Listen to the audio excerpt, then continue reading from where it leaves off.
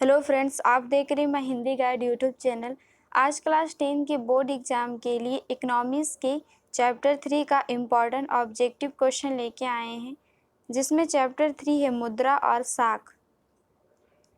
इसमें सबसे पहले ऑप्शन टाइप का क्वेश्चन देख लेते हैं। इसमें सबसे पहला क्वेश्चन है, निम्नलिखित में से कौन मुद्रा का कार्य नहीं है। निम्न में से कौन मुद्रा का कार्य नहीं है, तो इसका आंसर हो जाएगा मूल्य का स्थिरीकरण।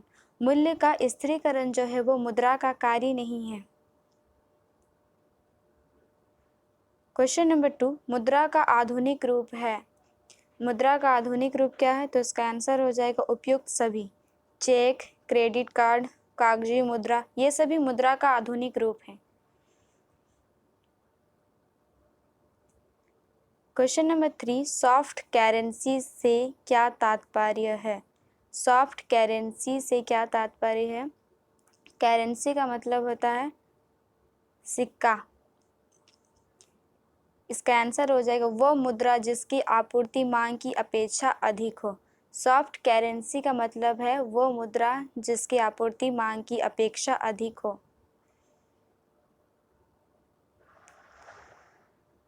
क्वेश्चन नंबर 4, बैंक से ऋण प्राप्त करने में लाभ है। बैंक से ऋण प्राप्त करने में क्या लाभ है, तो इसका आंसर हो जाएगा उपयुक्त सभी।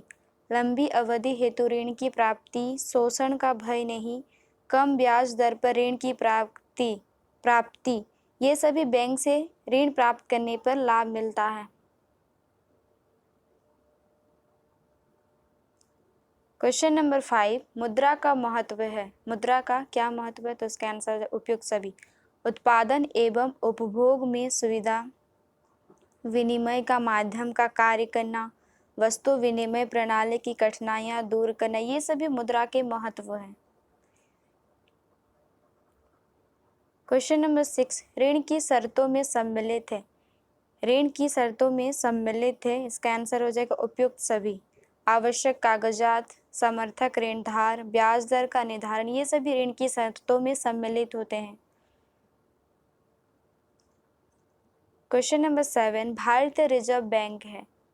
भारतीय रिजर्व बैंक है, तो इसका आंसर हो जाएगा केंद्रीय बैंक। भारतीय रिजर्व बैंक जो है वो केंद्रीय बैंक है। क्वेश्चन नंबर 8, लगातार बढ़ती कीमतों की प्रक्रिया होती है। लगातार बढ़ती कीमतों की प्रक्रिया क्या होती है, तो इसका आंसर हो जाएगा मुद्रास्फीति। लगातार बढ़ती कीमतों की प्रक्रिया मुद्रास्फीति होती है।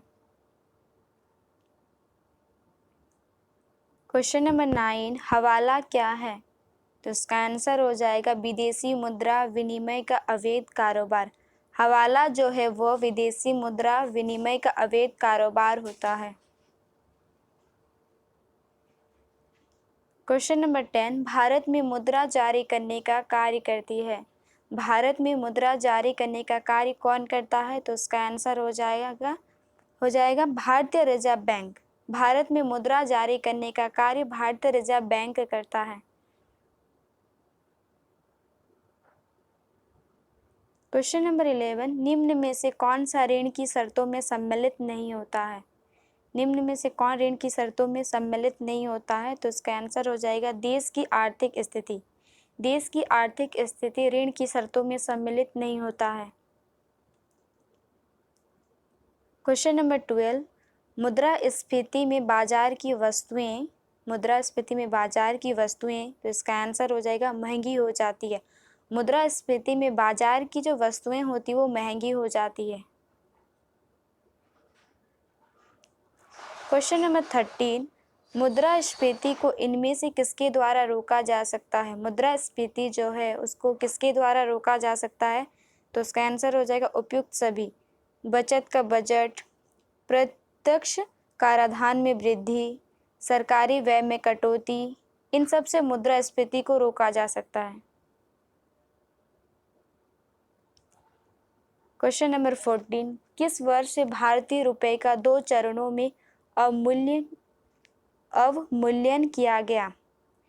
किस वर्ष जो भारतीय रुपए का 2 चरणों में अवमूल्यन किया गया, तो इसका आंसर हो जाएगा 1991 में। 1991 में भारतीय रुपए का 2 चरणों में अवमूल्यन किया गया?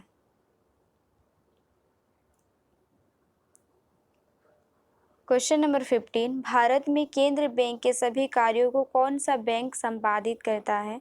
भारत में केंद्र बैंक के सभी कार्यों को कौन सा बैंक संपादित करता है? तो उसका आंसर हो जाएगा भारतीय रिजर्व बैंक। भारत में केंद्र बैंक के सभी कार्यों को भारतीय रिजर्व बैंक संपादित करता है। ऑप्शन टाइप का क्वेश्चन खत्म हो गया है। अभी शॉर्ट क्वेश्चन देख लेते हैं। इसमें सबसे पहला क्वेश्चन है, भारतीय रिजर्व बैंक यानी कि आरबीआई का राष्ट्रीयकरण कब हुआ? तो इसका आंसर हो जाएगा 1949 में। भारतीय रिजर्व बैंक का राष्ट्रीयकरण 1949 में हुआ था। क्वेश्चन नंबर 2, व्यापारिक बैंकों द्वारा जनित साख का नियंत्रण कौन करता है? व्यापारिक बैंकों द्वारा जनित साख का नियंत्रण कौन करता है? तो उसका आंसर हो जाएगा भारतीय रिजर्व बैंक। व्यापारिक बैंकों द्वारा जनित साख का नियंत्रण भारतीय रिजर्व बैंक करता है। क्वेश्चन नंबर 3, भारत में करेंसी नोट जारी करता है? करेंसी का मतलब होता है सिक्का, यानी भारत में सिक्का कौन जारी करता है? सिक्के का नोट कौन जारी करता है? तो उसका आंसर हो जाएगा भारतीय रिजर्व बैंक। भारत में करेंसी नोट भारतीय रिजर्व बैंक जारी करता है। क्वेश्चन नंबर 4, 1 रुपये के नोट पर किसके हस्ताक्षर होते हैं? 1 रुपये का जो नोट है उसमें किसके हस्ताक्षर होते हैं? तो उसका आंसर हो जाएगा वित्त सचिव, भारत सरकार। 1 रुपये के नोट पर वित्त सचिव, भारत सरकार का हस्ताक्षर होता है। क्वेश्चन नंबर 5, भारत का सबसे बड़ा बैंक है? भारत में सबसे बड़ा बैंक कौन सा है? तो उसका आंसर हो जाएगा भारतीय रिजर्व बैंक। भारत का सबसे बड़ा बैंक भारतीय रिजर्व बैंक है। क्वेश्चन नंबर 6, भारतीय रिजर्व बैंक का मुख्यालय कहाँ स्थित है? भारतीय रिजर्व बैंक का मुख्यालय वो कहाँ पे स्थित है? तो उसका आंसर हो जाएगा मुंबई। भारतीय रिजर्व बैंक का जो मुख्यालय है वो मुंबई में स्थित है। क्वेश्चन नंबर 7, भारतीय रिजर्व बैंक का लेखा वर्ष होता है? भारतीय रिजर्व बैंक जो है उनका लेखा वर्ष कितना होता है? तो इसका आंसर हो जाएगा अप्रैल मार्च। भारतीय रिजर्व बैंक का लेखा वर्ष अप्रैल मार्च होता है। क्वेश्चन नंबर 8, भारतीय स्टेट बैंक से जुड़ी सहयोगी बैंकों की संख्या है? भारतीय स्टेट बैंक जो है उनसे जुड़ी सहयोगी बैंकों की संख्या कितनी है? तो इसका आंसर होगा 5। भारतीय स्टेट बैंक से जुड़ी सहयोगी बैंकों की संख्या 5 है। क्वेश्चन नंबर 9, 10 रुपये के नोट पर किसके हस्ताक्षर होते हैं? 10 रुपये का जो नोट है उसमें किसके हस्ताक्षर होते हैं? तो उसका आंसर हो जाएगा गवर्नर, भारतीय reserve bank.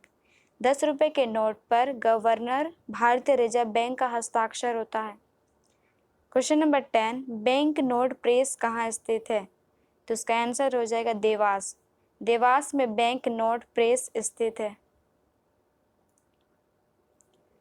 Question number 11, Bharat के किस राज्य में कोई क्षेत्रीय ग्रामीण बैंक नहीं है?